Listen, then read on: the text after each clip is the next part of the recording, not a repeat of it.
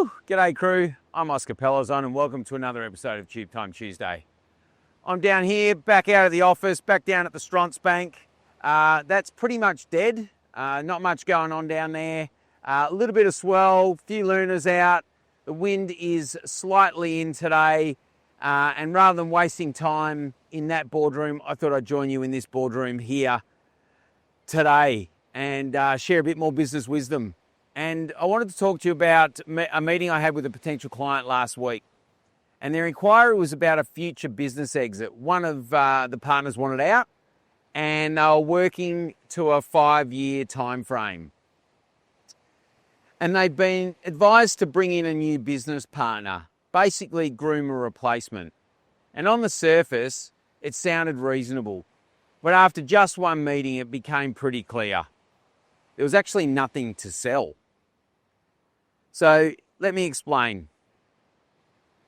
Business had 2 principals, 1 part-time team member, 2 income streams.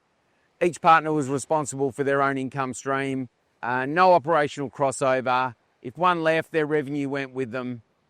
Sure, they did a decent job of cross-referring each other into clients, but structurally it was still very siloed. There were very little systems, no infrastructure, and no clear growth strategy. No clear vision for the future, not even a dream to sell. Now, here's the thing. The partner who was staying on wasn't resistant to the change. He was actually open to making things better. But he didn't want to own 100% of the business alone. And you know what? I don't blame him. The pressure, the isolation, the financial risk, without a team, systems or vision, it's not exciting, it's overwhelming. And to be honest, he was pretty much operating on his own. And so what was there to buy? So here's the reality.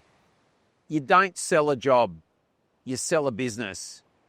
If your business is 100% reliant on you or your business partner, then what you've got isn't a business, you've got a time bomb. So here are 3 things you need to focus on to build a business. Step 1, build a business that isn't reliant on individuals. If you want to exit or bring in a buyer or partner, the business needs to work without you.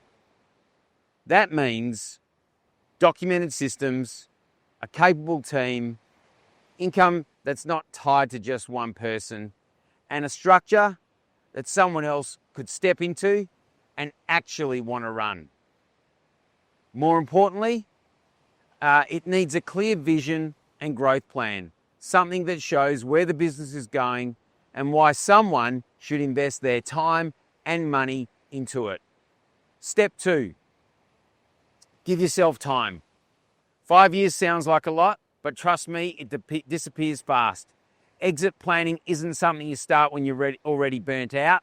By then it's too late and everything becomes emotional. Start now, build now, delegate, document, and create a team that thrives without you being the center of the universe. Do it now. And step 3, get a shareholders agreement and review it regularly. You'd be amazed at how many businesses are operating with a handshake deal or 15-year-old agreements that are gathering dust in a drawer. A proper shareholders agreement lays out, amongst other things, how parties exit, who gets what happens to clients, IP and income, and how the business is going to be valued. And trust me, if it's not written down, it's up for argument. And arguments at the end of a partnership aren't fun. They're expensive.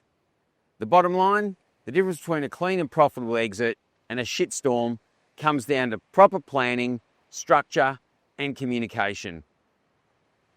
So if you're even thinking about a future exit, whether it's 5 years away or further, ask yourself this. Would someone actually want to buy this business? Could it survive without me? And do we have the vision, plan, and agreements to make the transition smooth? If the answer is no, or even not yet, then now's the time to get to work. Get it done, so that your exit is worthy of all the hard work and effort that you've put into your business. That's it from me today. I'll see you next week for another episode of Tube Time Tuesday. Happy days. You.